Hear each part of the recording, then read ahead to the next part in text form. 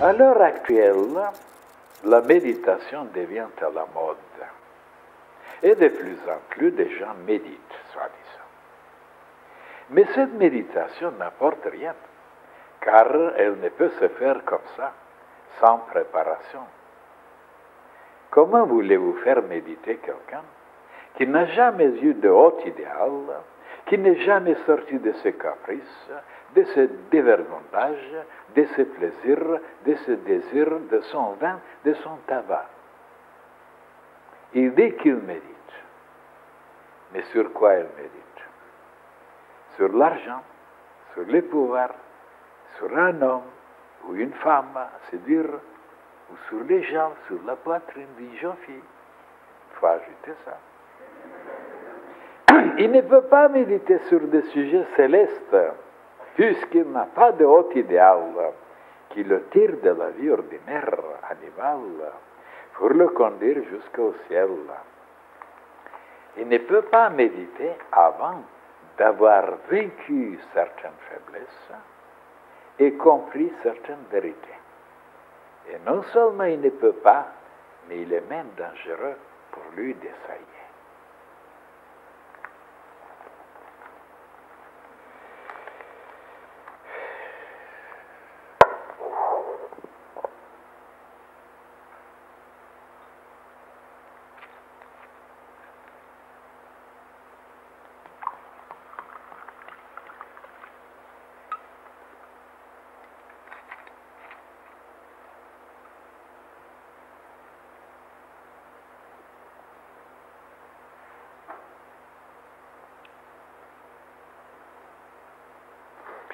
Vous ne trouvez pas, mes chers frères et sœurs, que c'est un peu bizarre, étrange, que je vous ai parlé hier, que je pense à vous parler sur la méditation.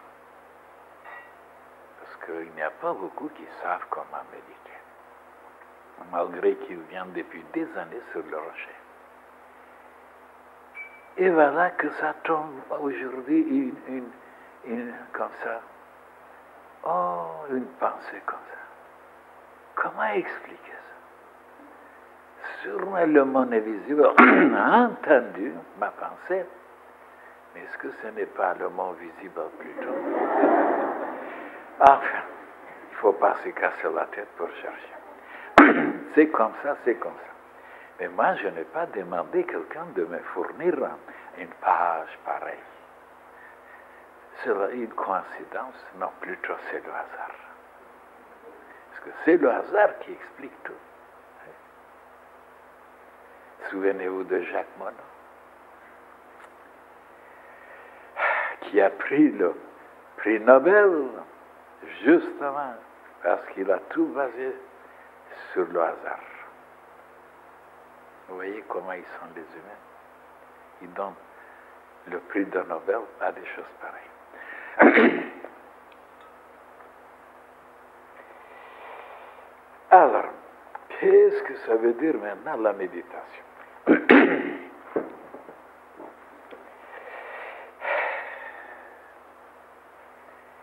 Voilà un sujet qui est très, très apprécié par les hindous, par les tibétains, et même par les chrétiens aussi, par les égyptiens, surtout dans le passé. Voilà, l'avancement, l'évolution était basé sur la méditation. Tout était basé. Seulement, de savoir comment méditer, c'est pas donné à tout le monde. Qu'est-ce que c'est le mot méditer? Mais c'est plutôt juger, raisonner, tergiverser, penser, se concentrer sur un problème, sur un sujet, sur certains embêtements, sur certains ennuis. Voilà. Et quand on pose la question à quelqu'un, qu'est-ce que tu fais? Je médite. Alors la méditation, la vraie méditation, c'est pas ça. On est habitué à penser que de méditer, c'est de penser à résoudre certains problèmes, réfléchir, trouver, n'est-ce pas, l'origine, la cause, etc., ou les conséquences. C'est pas encore la méditation. Souvenez-vous, pour éclaircir maintenant ce sujet, et pour vous aider, je veux vous révéler certaines choses. Mais avant de vous révéler, tout d'abord, je dois vous renseigner un petit peu sur la méditation. Qu'est-ce que c'est tout d'abord? Alors, souvenez-vous, dans le passé, je vous ai parlé qu'il y avait tout d'abord la concentration.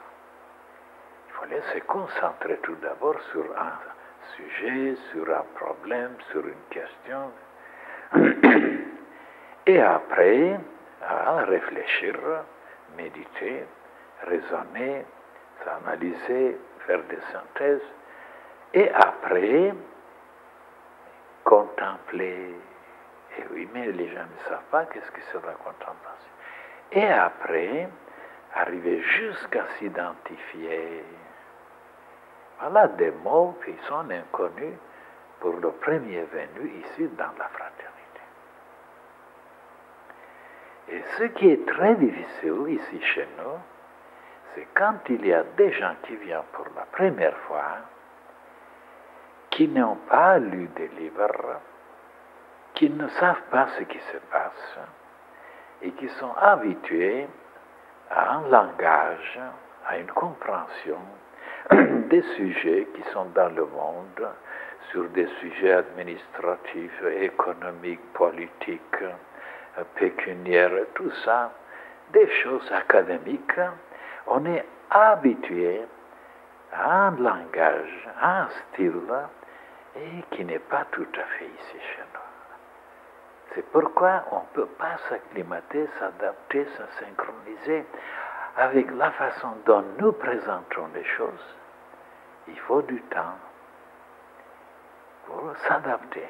Parce que le premier jour, on est désaxé, on est désorienté, on est perturbé. On dit, mais qu'est-ce que c'est ce charabia? Parce que notre point de vue, notre vision du monde, notre façon de voir les choses est tellement différente de celui du monde. Et pour se rendre compte sur les avantages ou les désavantages, sur l'utilité ou l'inutilité, il faut venir plusieurs fois. Autrement, on ne nous comprendra pas. C'est dommage. Et même il y a des personnes qui me disent ça. Quand ils viennent ici, tout d'abord, ils sont habitués de se tenir comme les gens dans le monde. Et comment les gens se tenir dans le monde? Il faut être sérieux, il faut être grave, il faut être froid, glacé, renfermé, cristallisé, pour passer pour quelqu'un de formidable. Si vous êtes animé, si vous êtes plein d'amour, si vous êtes gai, oh là là, on vous classe très trop bas. Et alors, qu'est-ce qu'on pratique, qu'est-ce qu'on encourage? De durcir, de se tendre, de devenir froid, antipathique, inexpressif, froid, terne, éteint, pour qu'un jour on vous chasse, on ne vous aime plus, on est antipathique, on vous quitte. Et pourquoi cette mentalité est propagée dans le monde? Parce qu'ils ne connaissent pas grand-chose du côté intérieur, comment ressusciter, comment se vivifier, comment être éclairé, allumé, rayonnant. Ils ne savent pas tout ça. Ils marchent vers la lenteur, vers la vie effacée, vers le côté matériel. C'est figé, c'est momifié, c'est cristallisé. Voilà ce qu'ils préconisent. Parce qu'à ce moment-là, vous passez pour un homme très profond, très sérieux, très équilibré. Oui, peut-être il y a des avantages devant les idiots, oui. Mais dedans, vous périclitez. Eh oui. Vous diminuez la vitalité, la vibration même. Et même vous ne vous liez pas avec un monde qui est au-dessus de nous. pour se brancher, pour puiser, pour recevoir, pour comprendre. Et alors, c'est la catastrophe à la fin. Tous périclitent. Il devient malade, il devient malheureux, il devient soucieux, il se suicide parce qu'il n'était pas dans une école initiatique. Ils n'ont rien compris dans le monde. On suit les idiots. C'est pourquoi ici, il faut venir voir comment ils sont les enfants. Oh là là là là là là. Et alors les adultes deviennent des enfants. Comme les enfants, vivants, expressifs, beaux, rayonnants, pleins d'amour. Et pourquoi? Oh, parce qu'il est dit quelque part dans les évangiles. Jésus a dit, si vous ne devenez pas comme ces enfants, vous ne rentrerez pas dans le royaume de Dieu. Et les chrétiens n'ont rien compris depuis 2000 ans. Qu'est-ce que ça veut dire? Ils l'interprètent de leur façon. Parce qu'ils sont purs, parce qu'ils sont innocents, parce qu'ils sont ceci, cela. Pas du tout. Pas du tout. La pensée de Dieu n'était pas ça.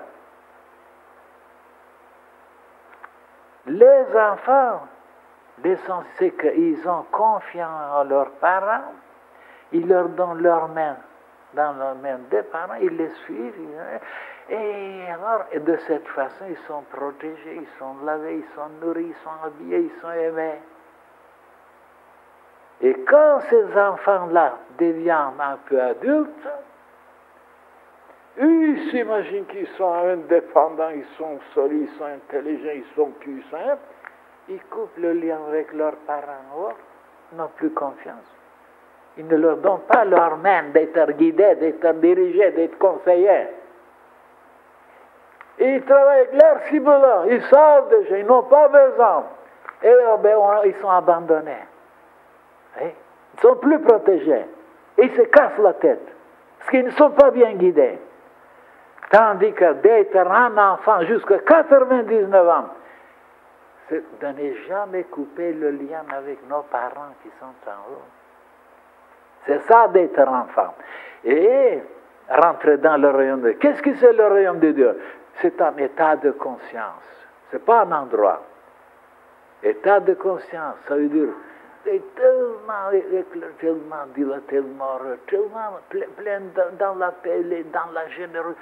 C'est ça le royaume de Dieu. Mais les gens ne sont pas dans le royaume de Dieu. Ils sont toujours clipsés, toujours effondrés, toujours haineux. Pourquoi cette violence maintenant partout? Pourquoi cette agressivité? Pourquoi Parce qu'ils ont coupé leur lien avec leurs parents. Alors il faut changer la mentalité. Et c'est ici qu'on la change. Voilà, comme les enfants, ils me donnent la main à moi. Et moi, je deviens comme les enfants. Et je veux rester enfant. Voilà. Et qu'est-ce que c'est d'être enfant? Toujours d'aimer, toujours de croire, de confier. Vieux, vieux. Et qu'est-ce qu'on voit maintenant dans le monde? Des vieillards ici, blasés, dégoûtés, écœurés, effondrés, et ici des bébés. Ne comprennent rien du tout. Alors, vous n'avez jamais pensé comme ça. C'est nouveau, n'est-ce pas? Mais ne m'en voulez pas. Je suis comme ça, depuis ma naissance.